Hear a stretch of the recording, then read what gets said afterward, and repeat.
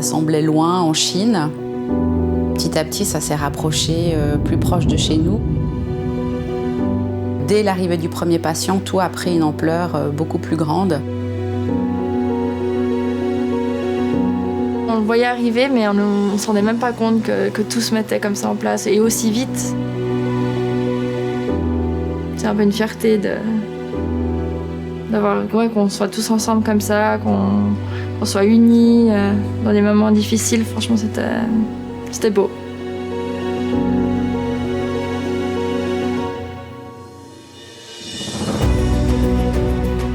Je sentais que ma capacité de vivre, ça me nuisait. Il ne me restait plus grand-chose. Donc à mon avis, ils m'ont sorti par les poils. Et je leur en serai toujours très reconnaissant. Jusqu'à présent, je n'avais jamais eu l'impression de mettre ma vie en danger en soignant d'autres personnes. Et là, pour la première fois, oui, j'ai eu peur.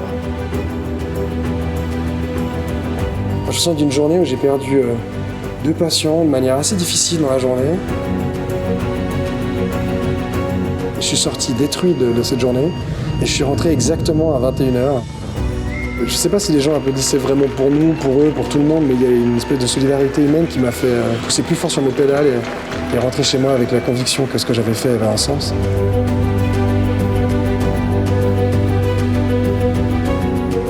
Chaque lit a, je sais pas, 3 moniteurs, des patients.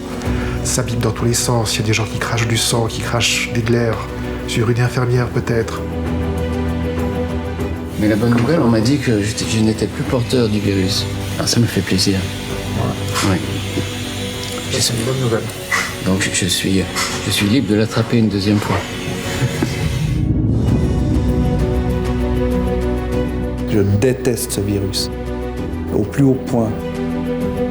Je le déteste parce que, quelque part, il a bouleversé nos vies. Il n'y a rien qui est comme avant, on ne voyage plus, les rapports sociaux sont complètement modifiés, on ne s'embrasse plus, on ne se prend plus dans les bras. Qu'est-ce qu'il y a de normal là-dedans? Donc le monde a changé. Tous les moyens ont une fin ou des limites, évidemment. L'impuissance, je veux dire, si elle doit arriver, on s'adaptera, c'est sûr, mais bien sûr qu'on fait tout pour ne pas y arriver. C'est un peu ce qu'on redoute. Ce Covid a mis en lumière beaucoup d'attitudes différentes. Alors on a vu des choses très belles, des solidarités pour des traitements. Il y a même un essai de l'OMS qui s'appelle Solidarity. C'est quand même extraordinaire d'avoir un essai qui s'appelle Solidarity. On voit 2 places, le reste est plein aussi. Donc il y a eu beaucoup de boulot cette nuit, beaucoup de boulot ce matin. On continue sur notre lancée. Je ne sais pas si vous avez vu la courbe aujourd'hui. Elle est comme ça, on est à 540 patients hospitalisés. Donc beaucoup aux soins intermédiaires, donc il faut qu'on continue de s'accrocher.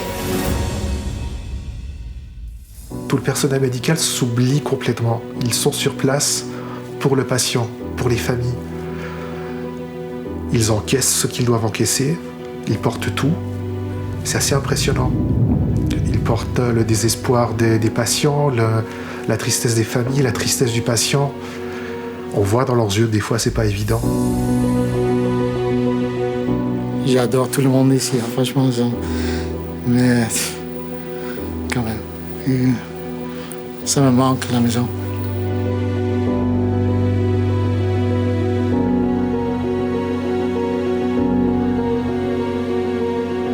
Ma femme qui m'a amené ma guitare et depuis que je joue de temps en temps et j'ai remarqué quand je chante, c'est beaucoup mieux. Happy days.